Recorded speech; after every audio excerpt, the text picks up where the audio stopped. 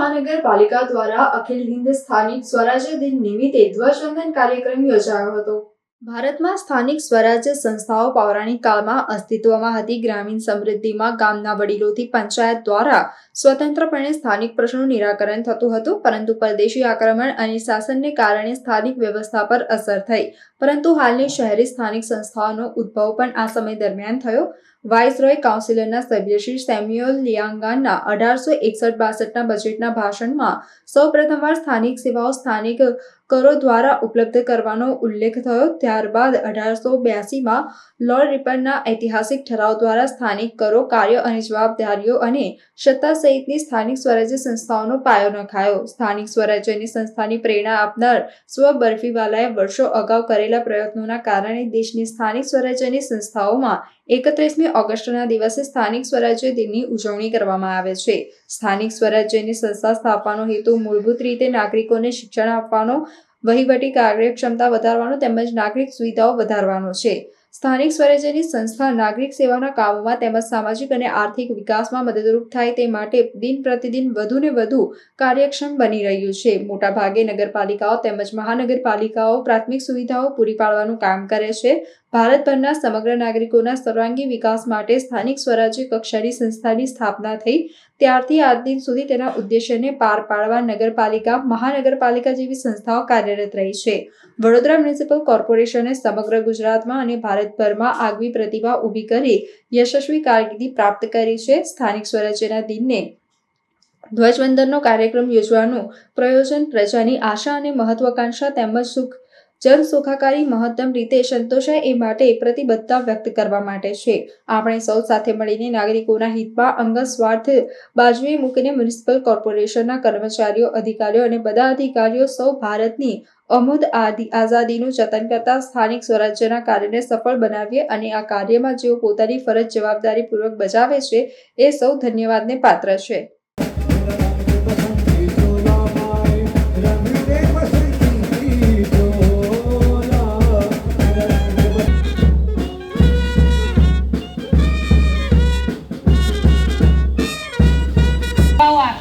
અને આપણે health giver દેશ બની શક્યાનું ગૌરવ પ્રાપ્ત કરી શક્યા છે। આવા આપણા સૌનું માન સન્માન અને ગૌરવ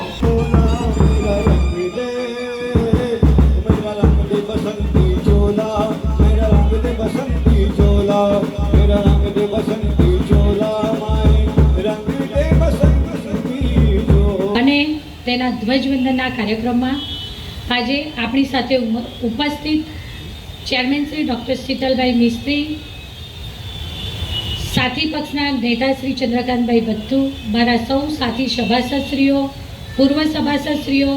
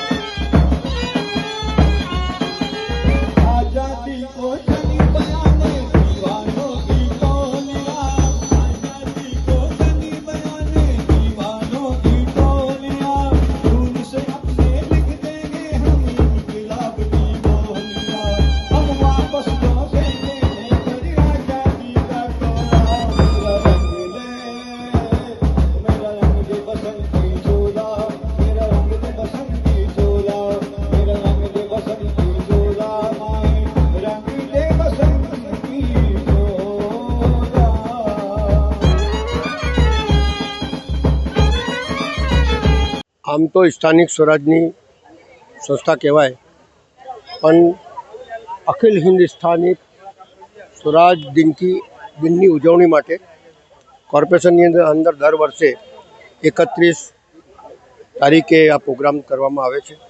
પણ મૂળ હેતુ શું છે?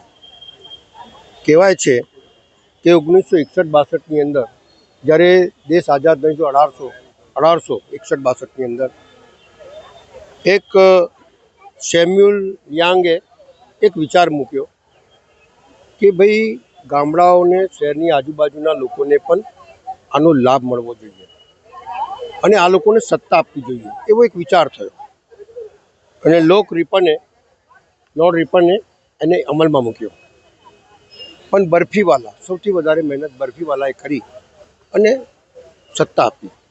હવે સવાલ એ થાય છે કે સ્થાનિક સ્વરાજની સંસ્થાને સત્તા આપવાનો મતલબ એ થયો હતો કે આમની પોતાની આવક ઊભી કરે અને પોતાની આવકથી છેવાડાના માનવી સુધીને સુવિધા મળે, શિક્ષણ મળે, એ હેતુ હતું.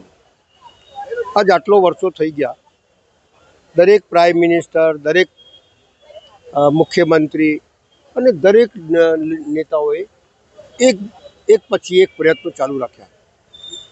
આજે આપણે કહીએ છીએ કે સ્થાનિક સ્વરાજની આ જ મહાનગરપાલિકાની આપણે વાત કરીએ તો સોર્સ ઓફ ઇન્કમ ઘટી, વધી નહીં. સત્તા ઘટી, વધી નહીં. વાત ભલે તમે ગમે તેવી કરી શકો છો, વાત સારી થઈ. એક વસ્તુ પર આપણે વિચાર કરીએ તો શિક્ષણ મોંઘું થતું જાય છે.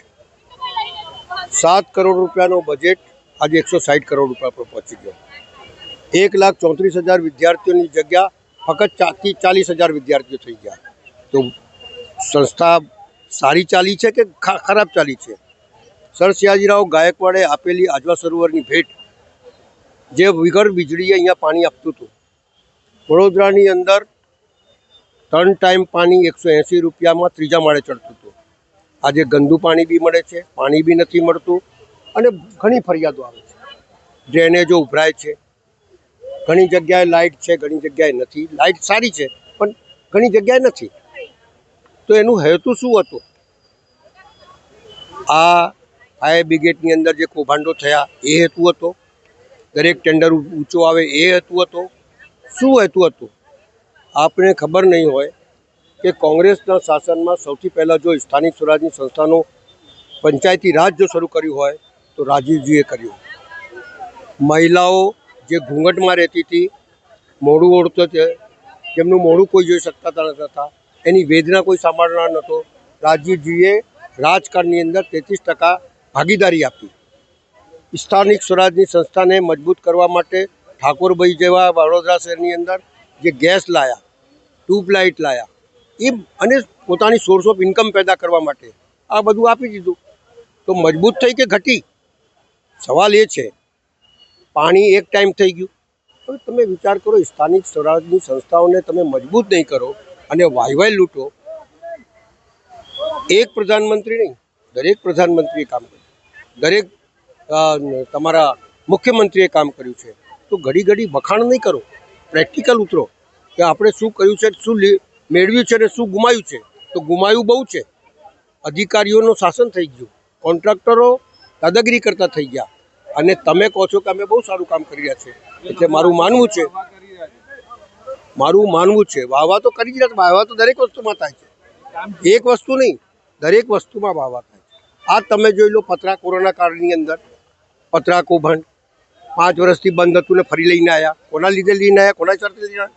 તમને સ્થાનિક સ્વરાજની સંસ્થાને મજબૂત કરવું છે કે આ સંસ્થાને લૂંટાવવા બેઠા છો? સવાલ એટલો જ છે. એટલે કહેવાનો ભાવાર્થ એ છે કે સ્થાનિક સ્વરાજની સંસ્થાના દિને જ્યારે આપણે ઉજવણી કરતા હોઈએ ત્યારે આપણી ખામીઓ શું છે અને એમાંથી શું આપણે આગળ વધી શકીએ છીએ, કઈ રીતે મજબૂત કરી શકીએ છીએ અને વડોદરા શહેરના નગરજનોને શું આપી શકીએ છીએ, એના ઉપર દરેક જણે ધ્યાન આપવું જોઈએ. અને ધ્યાનનો મતલબ એ નથી કે ટેક્સ વધારતા જાઓ અને પછી સુવિધાના નામે મીંડું હોય. લોકોએ આપેલા ટેક્સનું વળતર લોકો સુધી પહોંચે એ વસ્તુનું ધ્યાન રાખીને આગળ વધવું જોઈએ એવું મારું સ્પષ્ટ માનવું છે. આ એક ખૂબ મહત્વપૂર્ણ ડિસિઝન જે કોન્સ્ટિટ્યુશનલમાં ઇન્ક્લુડ કરવામાં આવ્યું છે, જેથી કરીને લોકલ સેલ્ફ ગવર્નમેન્ટની જે પ્રમાણિકતા છે એ મહાનગરપાલિકા હોય, પંચાયત હોય, આ બધા જે કોન્સ્ટિટ્યુશનલ એમેન્ડમેન્ટમાંથી જે ઇન્સર્ટ કરવામાં આવી છે અને તે સ્થાનિક સ્વરાજના સાચા અર્થમાં લોકો અહીંયા કામગીરી કરવામાં મોકો મળ્યો છે. જે તે રાજ્યોમાં અને પંચાયતોમાં જે સિટીઝમાં જે લોકલ કાઉન્સિલ છે અને કાઉન્સિલ ઓફ એક્ઝિક્યુટિવ છે, એના દ્વારા જે લોકલ સેલ્ફ ગવર્નમેન્ટની અમલીકરણ થયું ત્યારથી સિટીઓ અને પંચાયતોની વિકાસ ખૂબ સારી રીતે થઈ રહ્યા છે. જે રીતે ભારત સરકાર અને ગુજરાત રાજ્ય સરકાર સપોર્ટ આપતો આવી રહ્યા છે, વડોદરા મહાનગરપાલિકા એમને આભાર પણ આજે માનીએ છીએ. અને જેટલું ઇમ્પોર્ટન્સ સેલ્ફ ગવર્નમેન્ટનું આપીએ છીએ આટલું જ પ્રમાણિકતા અમે વુમેન એમ્પાવરમેન્ટ માટે પણ આપીએ છીએ. જેથી કરીને જે 33%નું જેમના માટે જે ફાળો હોય છે એમાં પણ આપ જોઈ શકો છો કે આ મોટી ફાળોમાં અત્યારે કાઉન્સિલર્સ પણ આવ્યા છે, ખાસ કરીને બહેનો અહીંયા આજના કાર્યક્રમમાં ઉપસ્થિત છે. એટલે સાચા અર્થમાં લોકલ સેલ્ફ ગવર્મેન્ટના દ્વારા વડોદરા સિટીનું જે મ્યુનિસિપલ સર્વિસીસ છે એ તમામ લોકોને મળે. આ મ્યુનિસિપલ્સ દ્વારા લોકોની સુખાકારી પણ મળે અને ખાસ કરીને આ વખતે અર્બન ડેવલપમેન્ટ યર ગુજરાત 2025માં જ્યારે ઉજવણી થાય, સિટીઝન એન્ગેજમેન્ટ મીન્સ પબ્લિકને જે રીતે સંપર્ક કરી શકાય, પબ્લિકની મ્યુનિસિપલ સર્વિસીસ સારી રીતે આપી શકાય અને જે પણ સુવિધાઓ જે ખૂટ છે એને પણ પૂરું પાડવા માટે તમામ આયોજન પણ થઈ રહ્યા છે. અને વડોદરા મહાનગરપાલિકાના પદાધિકારીઓ અને અધિકારીઓની ટીમ સાથે મળીને વડોદરાવાસીઓ માટે ખૂબ સુખાકારી કામ પહોંચવા માટે ખૂબ મહેનત કરી રહ્યા છે. આવનારા દિવસોમાં સારા પ્રોજેક્ટ્સ પણ વડોદરા સિટીમાં કરવામાં આવશે અને સાચા અર્થમાં આ લોકલ સેલ્ફ ગવર્નન્સ જે ચૂંટેલા પાક દ્વારા ટેક્સ લોકોની કલેક્ટ કરીને સિટીની વિકાસ અત્યારે કરવામાં આવી રહી છે એ ખૂબ આગળ વધે. આવનારા દિવસોમાં વડોદરાની સારી રીતે વિકાસ પણ થાય અને વડોદરાવાસીઓ એક લિવિંગ ઇન્ડેક્સ અને હેપી ઇન્ડેક્સ પણ એમાં સારી રીતે આવી શકાય એ બાબતનો અમે કામગીરી કરવા ઈચ્છીએ છીએ.